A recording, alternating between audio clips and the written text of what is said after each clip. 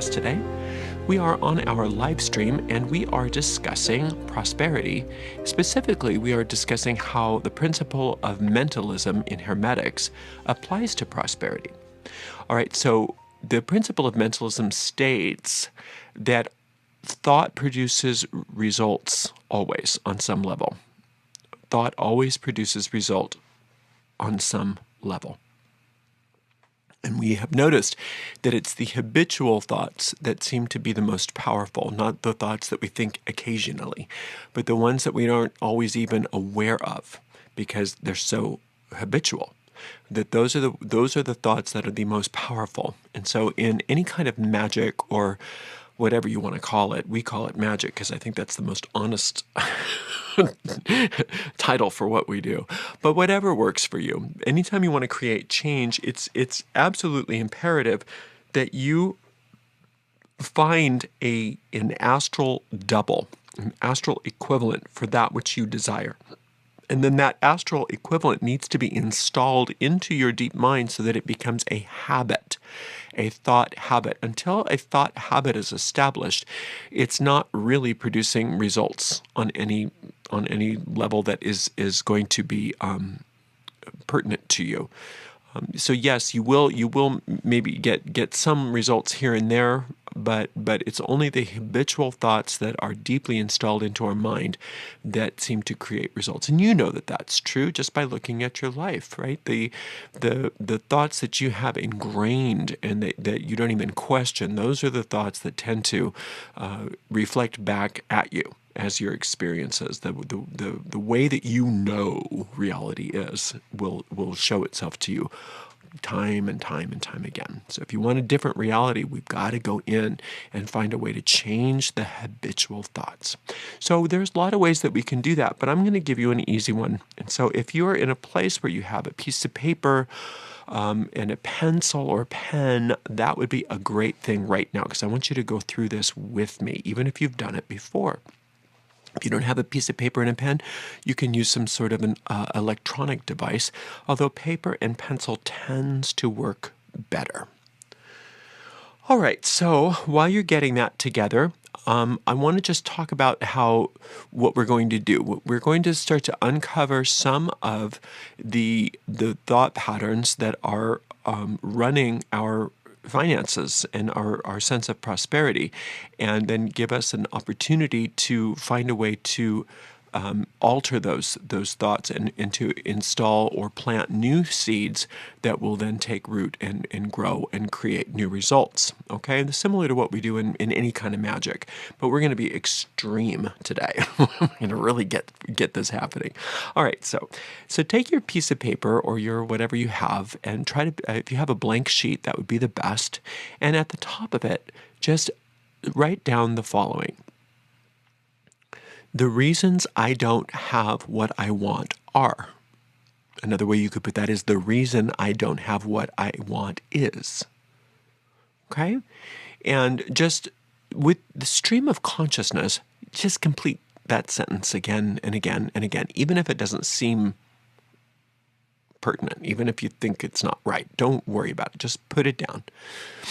And see if you can get maybe 10 reasons or more of the reason why I don't have what I want is. The reason I don't have what I want is. The reason I don't have what I want is. Over again. Okay? And start to fill that piece of paper up with those reasons. Even if you think you're making them up, it's okay. And just give yourself at least 10 items. Just really dig deep if you can. But try to be as spontaneous with the answers as possible. Just repeat the question to yourself, and the first thing that comes to your mind, just write it down. Just write it down. Don't worry if it's right or wrong or anything. Let's do a couple more. Let's do the problem with me is. The problem with me is. The problem with me is. Keep repeating that sentence. Don't worry about it. Be as negative as you need to be. You're not creating this. You are revealing some hidden thoughts. And some of them may not be real. That's okay. Just let it just come out. Whatever comes up without editing. First thought each time you say the problem with me is. There is no wrong answer, I promise. The next one is the payoffs for having money problems are. And you can rephrase that to whatever works for you. The payoffs for having money problems are, or my payoff for having money problems is. A payoff is just a neurotic thing that you get. I get to have people feel sorry for me. I get to not worry about whatever. I don't have to work hard, whatever your thing is. I get to be right. I get to do this. I get to do that. My payoff for having money problems is. And then just try to get 10 payoffs. Whatever your most neurotic thoughts are should be coming up now. They're silly. Okay. My payoff for having money problems is, or my payoffs for having money problems are. Just write them down. Don't worry about it. Do your best. Dig deep. Let it happen. Let it come out. So write those down. You can finish the rest of these off a little bit later if you didn't get 10. And then the last one is my fears about giving up poverty are. You can phrase that however you want. My fears about having money are, or my fears about giving up poverty are. Okay, either way works. My fears about being prosperous are. So whatever that works for you, just write it down and then just come up with as much as you can that just kind of do your best to regurgitate. If you get stuck, you can say, well, if you can say, I don't have any reasons, then you can say, well, if I did have reasons, what would they be? If I did have reasons, what would they be? And just make them up, okay? So don't worry about it. My fears about having money are, my fears about giving up poverty are. And you can finish that off later. But you should have, 40, 50, 60 negative thoughts, right? So what I want you to do is go through them all. First of all, notice if there's a similar thought that comes up again and again and again. Put a check mark by that one first. If there's one that seems to be a recurring theme, put a check by that one first.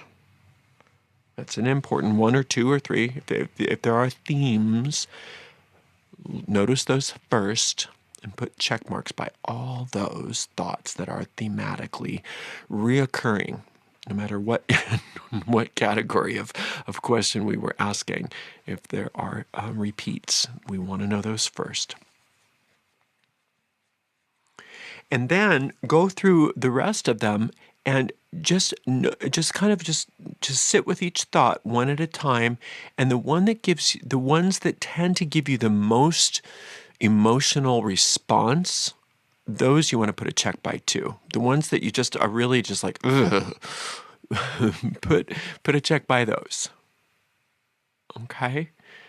So you should have, once you're done with this exercise, you should have at least 1 to 5 thoughts probably that are standouts, okay?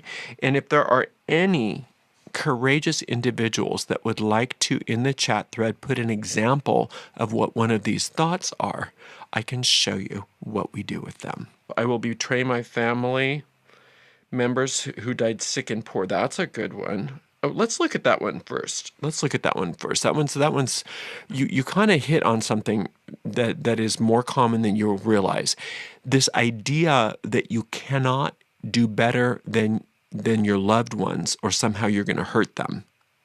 We have this idea that if I surpass my loved ones, that somehow I'm going to hurt them. And when we hear it like out loud, it's sort of silly, right?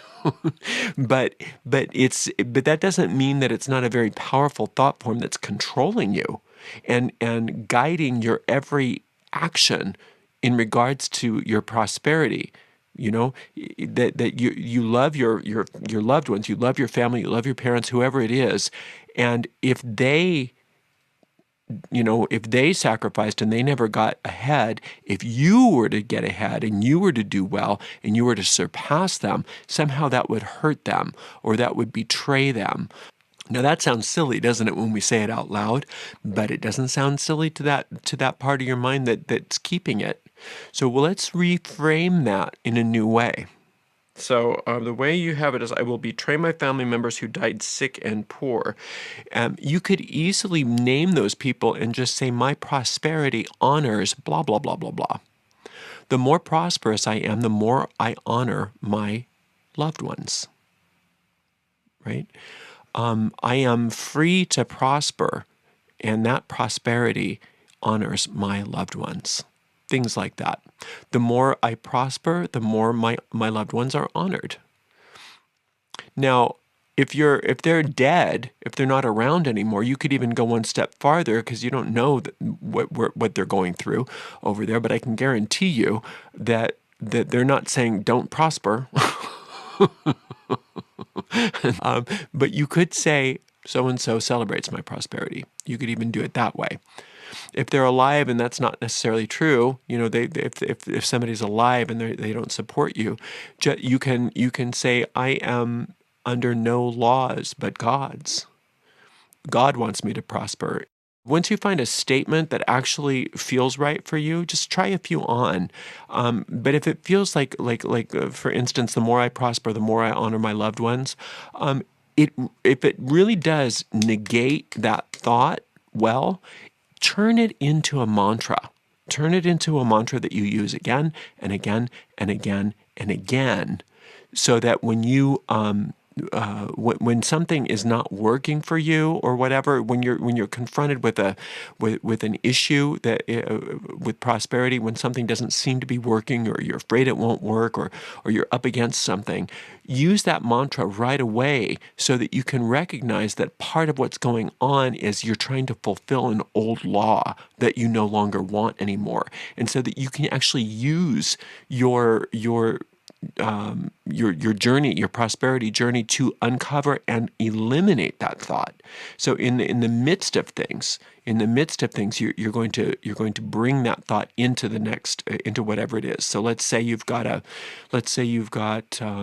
new website or something that you're trying to launch for as a new income stream, and you start coming, confronted with a bunch of problems with it. You can just say, I wonder if this has anything to do with me trying to fulfill this old law that I can't do better than my loved ones, or I'll hurt them, or whatever it is, or I'll betray them.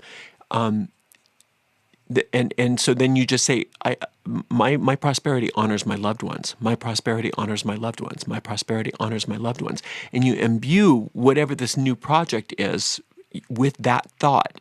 And notice if it doesn't sort of unlock a lot of the issues as you go, little by little, And if you can use that, if you can install that new thought form so that it becomes your new habit, then you're going to see things really take off. And there's many ways to do that. You can do you can do spell work. You can take that thought and turn it into a visualization. You can turn it into some sort of symbol. Use affirmations. You can use whatever you want. But say you wanted to do a spell during the waning moon, you could do like one of those poppet spells, like I did for fear. But you could do this one on the part of yourself that thinks it's betraying its loved ones by prospering. You could do a poppet spell where you transform that from that into this new thought. Right? And if you do it symbolically like that, if you do magic really symbolically like that, it bypasses a lot of the chatter in your mind, and it goes straight to that thought form, and it deals with it directly. You know what I'm saying? The other thing you can do is start writing that new thought out. Use the power of the written word. Start writing the new thought out. You can write it out, 5-10 times a day if you want to. Notice what you do notice what happens if you write it out 10, 20, 30 times a day even, if you have time, every day for a week. Notice the shift in how you just feel about prosperity, because that's everything, isn't it? They call that your vibration. Your vibration is just how you feel. A high vibration means that you have a high mental state and a high emotional state. Whereas if you have a low vibration, you got a low mental state, a low emotional state. And working with this new thought, writing it out like that, notice what it does to your mental and emotional states. Thus, your vibration. That vibration then brings you into a new manifestation potential, right? So whatever methods are interesting to you, use them to install this new thought into your mind. Because it's not true that that your prosperity is going to betray your loved ones. That's not true. That's not objectively true. There's no truth to that. But it is true that the more you prosper, the more you honor your loved ones, because they're the ones that raised you, right? That's where you come from. It honors them for you to prosper. That is true. So a true thought form takes a lot less energy to maintain than a lie. A lie takes a lot, because not only do you have to have the effort of maintaining a thought form, but you have to have the effort of maintaining a thought form whilst bucking the tide of truth the whole time. It's so hard to keep those negative thought forms alive, because they are going against the grain of truth. And so that's why we're so tired all the time, is because we spend so much energy trying to keep these lies alive inside of us. So you'll notice that when you start working with the new thought forms, it should slip into your mind a lot easier than it's been to keep that old thought form alive, just because you're now allowing yourself to exist within the truth. Let's see. I'm not good enough. That's another good one. I'm not good enough. I'm not good enough to prosper. I'm just not good enough. There's something wrong with me. There's some iteration of that we have that is normal for most people in this world, because that's what we're told all the time. Just turn on the TV. You're not good enough. That's why you need this product. You're not good enough. That's why you need our thing. You're not good enough. That's why you need to go to school. You're not good enough. That's why you need anything in this world. This world wants to give you things to make up for the fact that you're just not good enough, right? But that's not true. That's not true. And so again, we are all working overtime trying to hang on to this idea that we're not good enough, just because it's what we think we know, right? And we don't realize the immense amounts of effort that it takes for us to keep a lie like that alive. But it's just how it is. So when you start looking at, you could say I'm good enough, but that's probably not good enough. That's probably not going to work. So let's look at other ideas besides I'm good enough. You can get more specific, like with prosperity. Just you could say I'm an extension of infinite prosperity. I was created out of infinite prosperity. My entire being is infinite prosperity. Therefore, prosperity is my natural state. It's how I was created to be. That's a lot different than I'm good enough, because I'm good enough kind of makes it sound like I'm good enough. It can be like that. But so rather than just saying I'm good enough as a response to I'm not good enough, just take it as far as you possibly can. No, I'm an expression of perfection. Infinite love, infinite intelligence created me. So infinite intelligence is my birthright. Infinite love is my birthright. Infinite success is my birthright.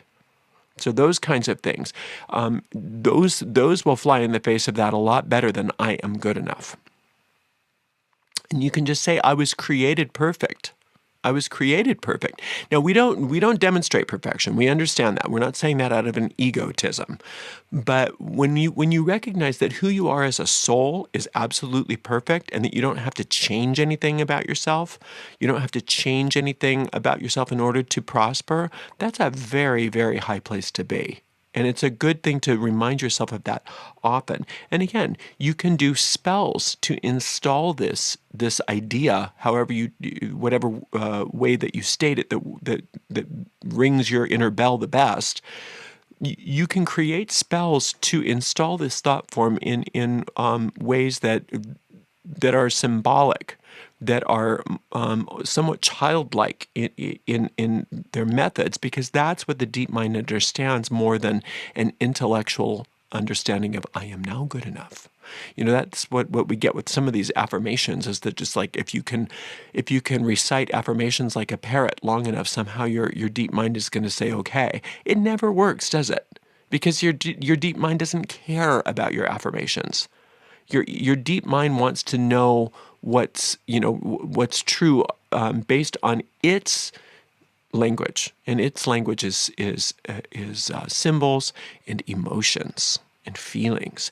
So you got to learn how to feel like you're an expression of love. You have to learn how to feel like infinite intelligence is working through you. You have to learn how to feel that way in spite of it all. And so so if you have phrases that can help you, or images or symbols that can help you feel that way, the feeling is what it is, because that's that vibration we were talking about. Until we get that vibration going, there's really all of the rest of this is just theory. But as soon as you can get that feeling going, then you know that thought form is getting installed. I have a question here. What to do when you notice a pattern, like every time you are an inch close to prosperity, something happens and you go back to square one? Well, just exactly what we just did. Take out that piece of paper and just say the reason why. What did you say? The reason why everything goes to square one when I'm an inch away from prosperity is, and write it down. What's your first thought when I ask you that? What's the reason why everything goes to square one when you're an inch away from prosperity is? What's your first thought? What's your first thought? What without editing? What is that first thought? And then what's the next one? And the next one? And the next one? Give me an example, and let's see if we can help you through that. Because that's just another. It's just a way. It's not something like happening to you special. It's just a way that those thoughts are manifesting. And for you, there's probably a whole story about why that's true. And so when that story starts to reveal itself, we can rewrite that story. We can rewrite that script. But if you don't know what the script is to begin with, and you're just going and you're just leaving everything in your unconscious mind, and you're just like, I don't know what's going on. It's just everything is so weird. It just happens to me. And if you think that way, then it's just going to be that way for you. But if you can really listen to what's going on in that chattering mind of yours, you can get very, very clear. Oh, there's no mystery why this is happening. It's because I have this thought, right? Well, okay, it looks like it's an external cause, okay, but if it always happens, how is it an external cause?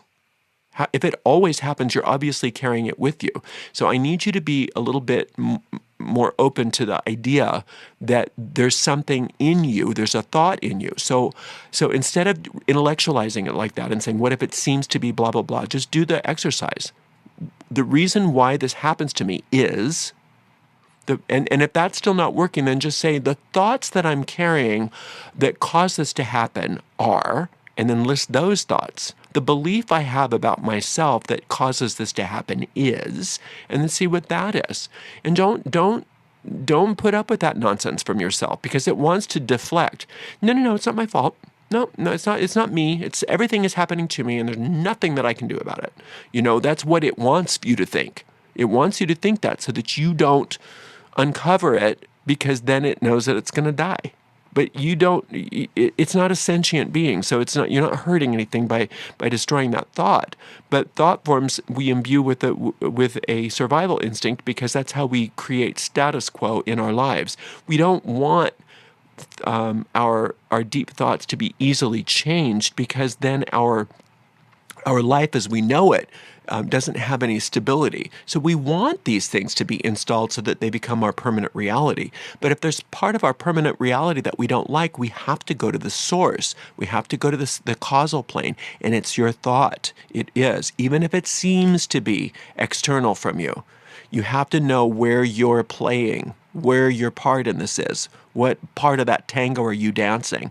Because if you can fix your part of it, the rest of it will take care of itself. Always hesitating and looking for more knowledge or information before I take first steps in new endeavors out of fear of failing or messing up. Okay, so yeah, that's fine, but why? That's an effect. You're still talking about an effect. What is the thought The reason I do that is what are some of the things on that list when we were talking about, the things that are wrong with you, the things that you think are wrong with you? Those are the thoughts that we really want to look at. And so look at that list of thoughts that you came up with and see what are the opinions that you hold about yourself. That's the gold right there, or actually the lead that we can turn into gold. Okay? Yeah, no, yeah, do it. Do it right now. Do it right now. Don't wait. Do it right this second. While we're here, that's what we're here for. We want let's fix this. So get to that thought right now. Get to it now. What the reason why this happens to me is, and just write it out. What is the reason? The thing about me, the thoughts that I hold, the beliefs that I hold that cause this to happen again and again to me are, and then write them out. And don't edit, don't figure it out, just what comes up. What is your stream of consciousness? What is the regurgitation response? Okay, you want to catch it before you think about it, before you edit it, before you intellectualize it, before you decide you understand it, because you don't. That's the problem. You don't understand it, and that's why you're plagued with the problem. Okay, and so this is a way that you can understand it, but not if you are trying to micromanage the process. You need to just allow yourself to have a moment where you pull the lid off the cauldron and the demon comes flying up. You're just asking a question and it's going to respond. Okay, it can't run away. It can't, but you have to do it. Seems I never have enough champagne taste with the beer pocketbook. Okay, that's not good enough. That's just, you're talking about an effect. We are looking for the cause. Of course you have that. Of course you have a champagne taste with a beer budget. That's the point of why you want prosperity, right? Knowing that isn't enough. Knowing why. What are the thoughts and beliefs that I'm carrying that are behind that manifestation? That's what we need to know. The beliefs that I'm holding in place that are causing this to occur. Okay, so ask yourself that question. What's an alternate thought that I can think that will address this, that will take care of this, that will reverse this, but it's a thought that I can get excited about? It's called the law of substitution. It's an occult law. In occultism, it's called the law of substitution. It's a magical concept where you start with one thing and you substitute it for something else. So you're starting with one thought and you're going to substitute that thought with something else. And you have to choose a thought that negates the thought that you're trying to substitute and does it in a way that you can get excited about. So the idea that that I'm not good enough becomes I'm perfect is the way that I was created. I was created out of infinite intelligence. Infinite intelligence knows all.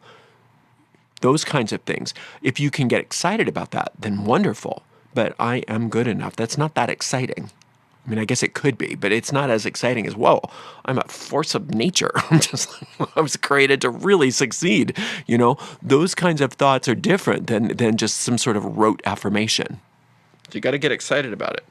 Beliefs like, I'm too lazy, I'm not good enough, I don't know how to succeed. Good. Okay, so I don't know how to succeed, right? Infinite intelligence shows me how to succeed. I am guided and led from on high. I know everything to do. I know everything to do at every turn how to succeed. Just remind yourself of that again and again and again. And how exciting it is that you're shown. And you can see yourself. You can see yourself being shown. You can see yourself moving away from old thoughts and into new thought patterns. You're not going down those old roads anymore. You're not believing that anymore. You can see yourself doing that. You can feel it happening, right? Oh, what was another one? I'm too lazy. Well, how about I get enough rest? I always let myself get enough rest. It's okay for my success to be easy. The more fun I have, the more I succeed. My success path is so much fun. I am always rested. Because usually laziness is usually that sometimes it's that you want to that you need rest. Sometimes it's that you think that in order to succeed, the reason why you're lazy is because you don't want to do all that hard stuff that's so awful. You'd rather not succeed than do all that horrible stuff. I used to think look at some of the wealthy people I knew, and what I considered was wealthy at the time. I don't consider it wealthy anymore, but I used to look at them and all the how hard it was for them, and how just like all the horrible, boring, icky stuff they had to do all the time. And I remember thinking, oh, if that's what it's like to be rich, I don't want to be rich. Well, that took its toll on me because I was young when I saw that. Now I look at it with new eyes. Those people were not prosperous. They maybe made some money, but they weren't prosperous. And since then, I've met real prosperous people who had tons of money but didn't have a life of drudgery, right? So remember that too. That sometimes the reason why we're lazy is because we don't want to do horrible things, and that's that's understandable. What was another one of yours? Okay, I think one of my causes is because my parents do it, and I copied it from them. Fine. But what is it that you copied? What were the thoughts that you copied from your parents? What were the beliefs about yourself that you copied from your parents? Again, that's still an effect, not a cause. It's closer. So yes, you're aping your parents. That's great. But it's not so much the behavior that you're aping. It's the thought about yourself that we want to get down to. Yes, the behavior is important, and we want that behavior to change, but the behavior can't be permanently changed until you have a new thought behind it. And that new thought form needs to replace, to substitute the thought form in place that you're noticing this behavior that's grounding this behavior that you're noticing. So that is one step closer. You're getting there. You are getting there. So is it you were raped for having money, or you're afraid of being raped for having money? Okay, so if you were raped because you had money, then there's a forgiveness process that you have to go through. And that's beyond the scope of today's call. But rape victims have, I'm a rape victim myself. I know it can be quite a journey. But there is life on the other side. So that's kind of a different lecture, but still there is forgiveness that needs to happen. And the thoughts about it, the thoughts about yourself that created that, not so much this happened to me, therefore that is going to happen. Again, even though it's a bad effect, it's still an effect you're talking about. What are the thoughts that you're carrying about yourself that are causing the poverty, and the decisions that you made about yourself, in regards to being raped, etc. Okay.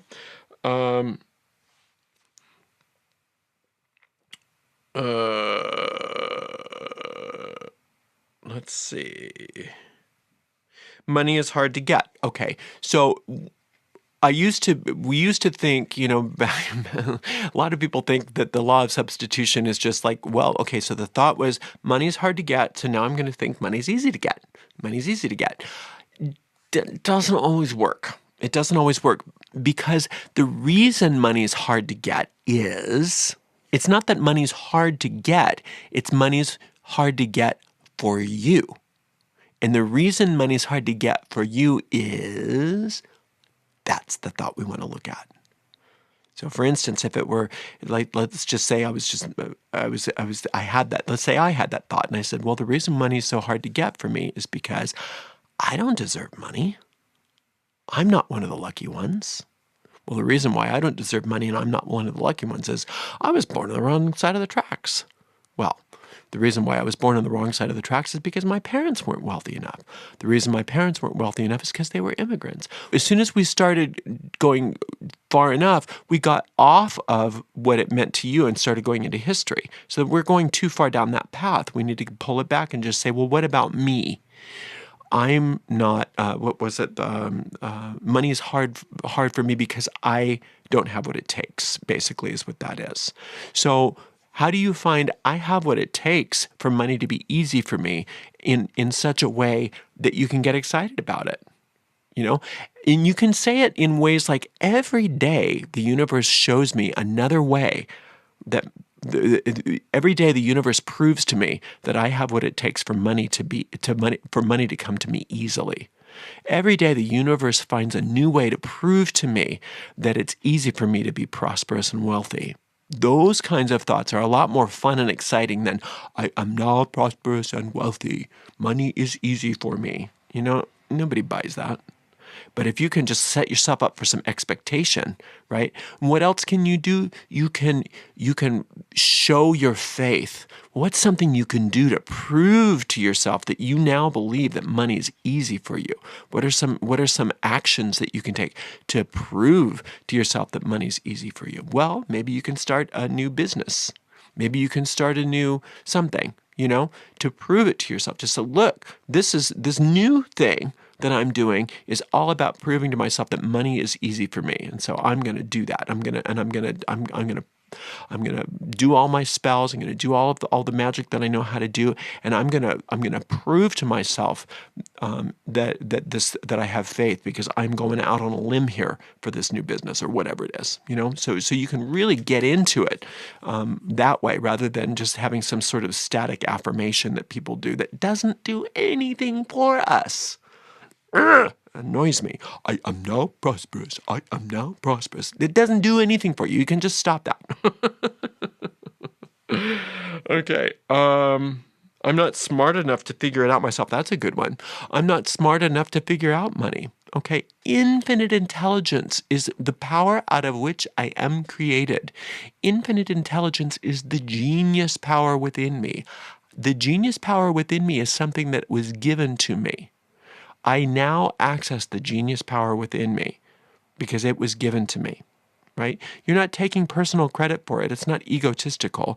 You are just acknowledging that infinite intelligence, the same intelligence that knows how to create a forest out of an acorn, knows how to have prosperity. And that same infinite intelligence is the same force out of which you were created. Therefore, that infinite intelligence now can guide you each and every step of the way. And so you can just tell yourself that I am being guided and led by infinite intelligence. I have all the information I need. I have all the intelligence I need at every moment of time and point of space in order for me to be very prosperous. That's a nice way of combating that, rather than I am now smart enough to prosper. That doesn't work. I am now smart enough to prosper. All that does is it sets things up inside your mind to start arguing. Then you're just going to have a fight with your deep mind. No, I'm not. Yes, I am. No, you're not. Yes, I am. No, I'm not. Yes, I am. No, I'm not. And that doesn't go anywhere. Now, some people claim that over time you can wear your deep mind down. Doesn't work. Your deep mind is much more powerful than your surface mind. It will wear the surface mind down. And all you'll do is get disappointed and say, oh, there's something even worse wrong with me. I can't even make affirmations work, right? So let's not go down the road of that kind of affirmation. These statements that we want to make are different. We want to make a statement in such a way that it symbolizes the truth about who we are, that is going to supersede the lies that we've been telling ourselves. Okay, it's the truth because all of a sudden you go, oh, that feels good. Ooh, that one's a good one. Yeah. And then once you get that feeling, you can hone in on that feeling, and that feeling is an expression of truth. It's a reflection of something true. And remember, that has a lot more power than the lie. And it doesn't take a lot of effort to hold truth in place, because that's the natural state of your being. So whatever you can do to combat the lie with truth in a way that gets you excited, great. Great. Isn't that cool? Okay, let's see. These are really good. So good for working so hard, everybody. I'm appreciative of that. You have to work really hard to get money. Okay, but look at what work really hard means. Now, look at Ariel's corner for a minute. You have no idea how much work this is. Nobody has any clue how hard this is, how much work I put into it. But it doesn't seem like that. It doesn't. So I don't think, oh, I got so much work to do today on Ariel's Corner. It didn't seem like that. It's just so much fun. I love every little. Even I even love the icky parts of it. The grimy parts of it. I love all of it. It's so much fun, right? So it can't help but succeed, right? The same thing goes for anything. If it's prosperous, it's gonna take a lot of hard work. But hard work should be play. You just play a little harder, and it's something that you just can't not do because it's so much fun. Even the yucky stuff is fun when you love what you're doing, when what you're doing has importance, when what you're doing is plugged in to the beam of your soul, why you're here, what you're here to do. If you're plugged into what you're here to do, that means you're doing all kinds of stuff that you're good at, all kinds of stuff that you love to do. So all that hard work is built into it, but it doesn't seem like hard work. It only seems like hard work when you have to do stuff that you can't stand at a job that you don't like, right? And so we were raised, doing chores and stuff like that, maybe, like, okay, well, money doesn't grow on trees, all that stuff. And so then we just think, well, in order to prosper, I have to do a lot of stuff that I can't stand. So do I want to do stuff that I can't stand, or do I want to be poor? One or the other, because, in order for me to have prosperity, it's really going to be a lot of work. It's going to be super hard, and I'd rather just kind of take it easy. So let's just be poor and relax. Right?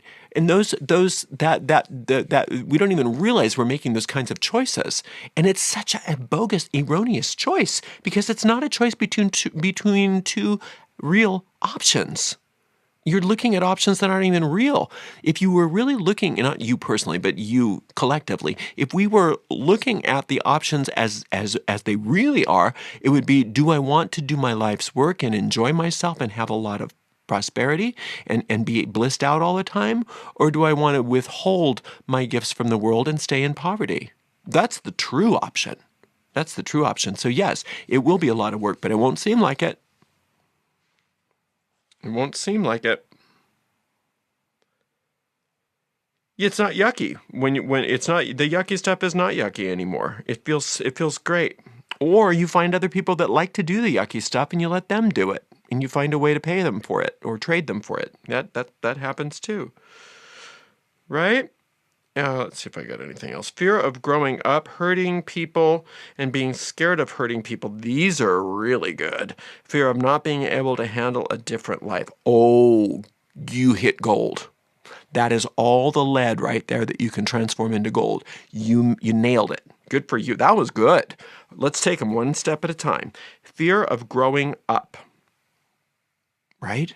Fear of growing up. No, it makes sense that we don't want to grow up, because a child looks at adults and they go, ew, I don't want to do that. Ugh. Look at all that. They're always complaining. Money is always a problem. There's always a problem. I want to stay young. I want to stay, I want to stay enclosed in my fantasy world where everything at least is fun. It may not be objectively fun, but I can have fun inside, right? So that's a great thought to look at. Growing up is something that is it's such a misnomer. Nobody really ever does grow up other than physically. You can't help it. But you can just say something like, I'm maturing into my prosperity. I love maturing into my prosperity. Every year is better than the last. Every year is better than the last.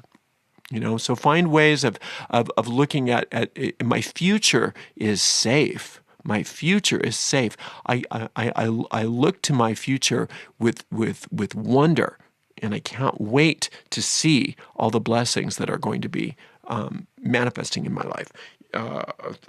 Fear of hurting people. I